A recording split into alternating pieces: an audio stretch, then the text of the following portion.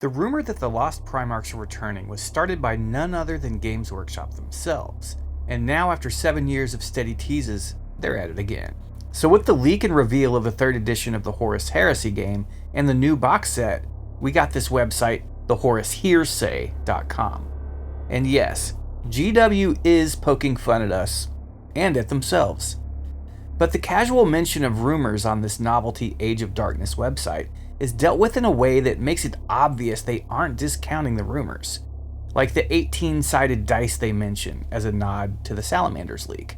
But it is here, and now, as Warhammer 40,000 approaches 40 years old, that we get an official, totally not fake, Games Workshop dedicated website mentioning the 2 Lost Primarchs. Now, they've been mentioning them in the lore a lot since 2018, and by a lot, I mean several times. Some more in-depth than others, but it is usually in novels and other material like that, not on websites, community posts, or live streams, except for the live stream last year, when they revealed the 2025 roadmap, but we'll get to that.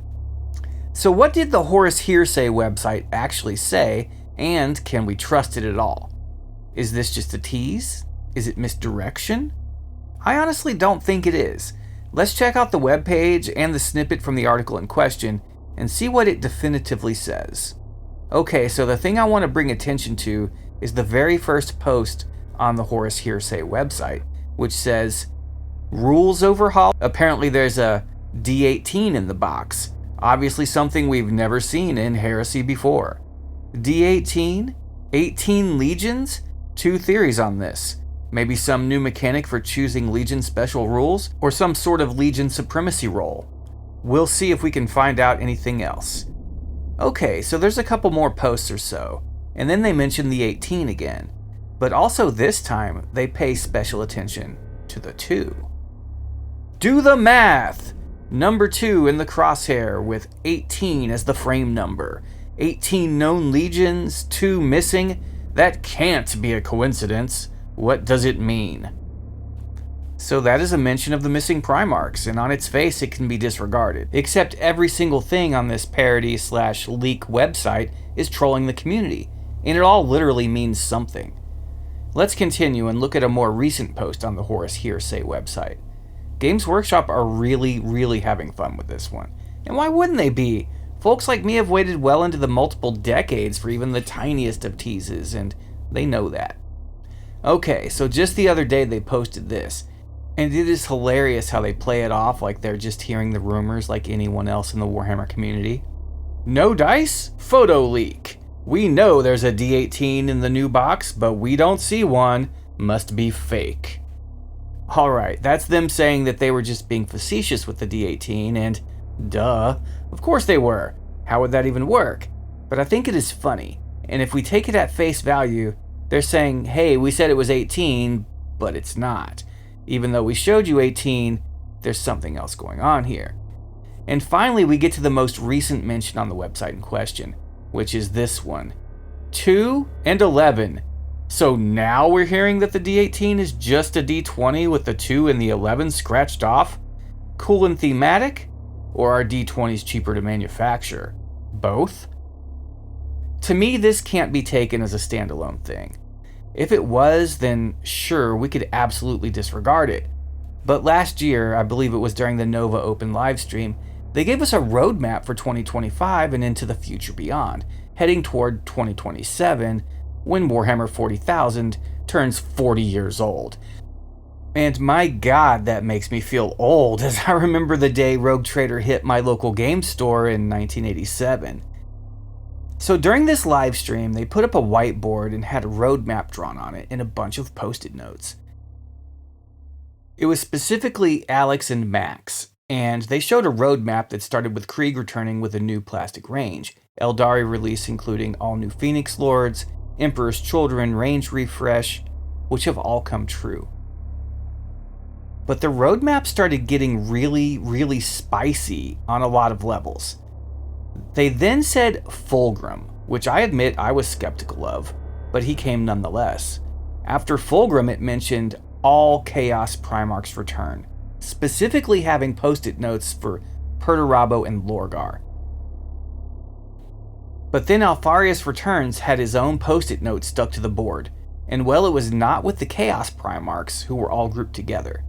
But the final piece of the roadmap that I remember was a particularly bold one. It just said, "The Lost Primarchs Return."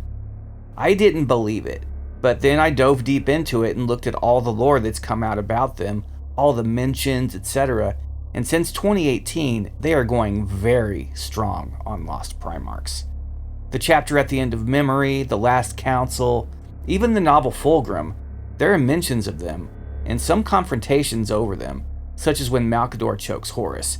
But the second Primarch, he literally shows up in the Fulgrim novel, alongside the Emperor when he lands on Chemos to meet Fulgrim. Now this roadmap, it is funny because they took the video down that it was in. The live stream was scrubbed from the internet after only a little while. They took down the video on YouTube and on the Warhammer community site, so that's very telling to me. But also, they totally just followed the roadmap. Everything on it has happened in order. We got Krieg in plastic, as everyone wanted for years. We got New Eldari finally, after 34 years of waiting. We got Emperor's Children, a faction we never thought would get its own range. We got Fulgrim, rounding out the God-aligned Demon Primarchs. But where does this leave us? It leaves us rapidly approaching the 40th birthday of the greatest sci-fi fantasy wargaming setting ever, and we just keep getting banger after banger. Oh yeah, it's all in the Emperor's Tarot too. The Space Wolves were mentioned, I forgot about that one, but Russ should not be too far out if the roadmap is to be believed, and at this point, it has been spot on. So we did see a Joy Toy Alpharius, but I don't think that had anything to do with this. That one was a distraction. Teases within teases, trolling the rumor mill, spot on roadmaps. How much more intel do we need to collect before we can put a pin in this one and say, yes, it's definitely happening? How much cash would that make GW is the best question we can ask. And I would posit that it might indeed be several dump trucks full. The Lost and the Damned, the Forgotten and the Purged, are on their way. Primarchs 2 and 11, and hopefully their legions, will indeed be revealed to us and injected into the lore in a big way relatively soon, and not just some glossing over of the Great Crusade Forum. There's too much coincidence, too much coordination going on to be fake. And the level of effort they're putting in is fun to watch, especially because they're leaning so hard into the trope of nobody is going to believe this. Yeah, I was skeptical, then I saw Krieg hit. Then Eldari, Fulgrim, Wolves, etc. While the community is freaking out over those silly Saturnine Terminators, I'm focused on the horizon, because there are figures looming on it, towering above vast armies of genetically enhanced super soldiers. Figures which have not been seen in millennia, and have faded into myth and legend. But make no mistake, the Forgotten and the Purged are returning on some level, and they're coming quicker than many of us will be prepared for. The clues are all there. They've been laid out for years, slowly, methodically, like breadcrumbs leading us home.